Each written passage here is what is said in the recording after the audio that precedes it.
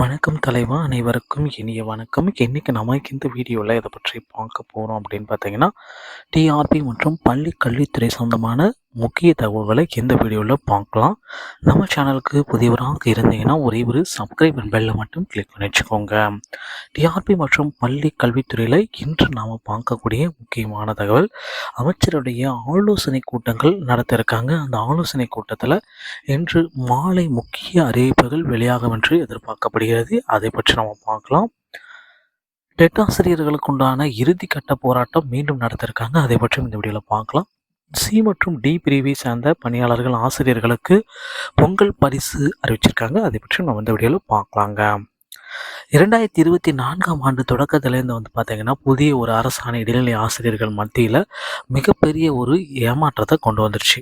So இந்த 2024 ஓப்பனிங்லேயே 243 ஜிஓவை வெளியிட்டு அரசாணை டோட்டலாக அஃபெக்ட் பண்ணிருச்சுங்க. பள்ளி கல்வித்துறையில் ஆசிரியர் பெருமக்களுக்கு இது ரொம்ப ரொம்ப ரொம்ப ரொம்ப வருத்தத்தை தெரிவிக்கும் அரசாணை அப்படின்ட்டு நிறைய பேர் குற்றம் சாட்டியிருக்காங்க. அந்த அரசாணையை நீக்குங்க அப்படின்ட்டு போராட்டங்கள் எல்லாமே நடத்தியிருக்காங்க. ஸோ இதனால் பார்த்தீங்கன்னா, ஆசிரியர் சங்கங்கள் எல்லாமே அதை நீக்கிறதுக்கு அமைச்சரவை சந்திக்கலாம் அப்படின்ற ஒரு சில முடிவுகள் பண்ணியிருக்காங்க. அமைச்சருடைய இறுதிக்கட்ட பங்கேற்பில் இன்று மாலை இது இறுதிக்கட்டமாக என்ன அமைச்சர் முடிவெடுக்கிறாரு ஆலோசனை கூட்டத்தில் அப்படின்ற தகவல் இன்று மாலை நமக்கு கிடைக்க போகிறோங்க.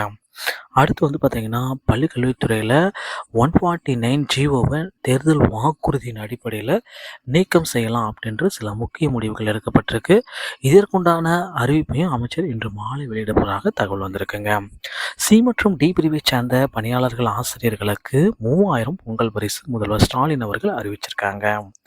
ஸோ சி மற்றும் டி பிரிவை சார்ந்த பணியாளர்கள் மற்றும் ஆசிரியர்களுக்கு 3000 என்ற உச்சவரம்பிற்குட்பட்ட மிக ஊதியம் வழங்கப்படும் என்று தமிழ்நாடு முதல்வர் ஸ்டாலின் அவர்கள் அறிவித்துள்ளார்.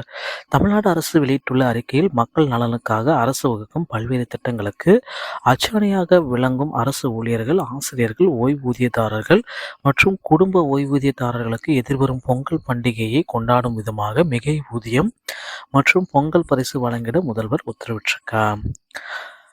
ஆசிரியர்கள் மற்றும் அரசு பணியாளர்களுக்கு 3000 என்று உச்ச வரம்பிற்குட்பட்டு மிக ஊதியம் வழங்கப்படும். தொகுப்பூதியம், சிறப்பு கால முறை ஊதியம் பெறும் பணியாளர்கள் மற்றும் 2022 மற்றும் 23 நிதியாண்டில் குறைந்தபட்சம் 240 நாட்கள் அல்லது அதற்கு மேலாக பணிபுரிந்து சிலரை செலவினத்தின் கீழ் மாத அடிப்படையில் நிர்ணயம் செய்யப்பட்ட ஊதியம் பெறும் முழு நேரம் பகுதி நேர பணியாளர்கள் ஆகியோருக்கு 1000 சிறப்பு மிகை ஊதியம் வழங்கப்படும். இந்த தகவலை வெளியிட்டிருக்காங்க.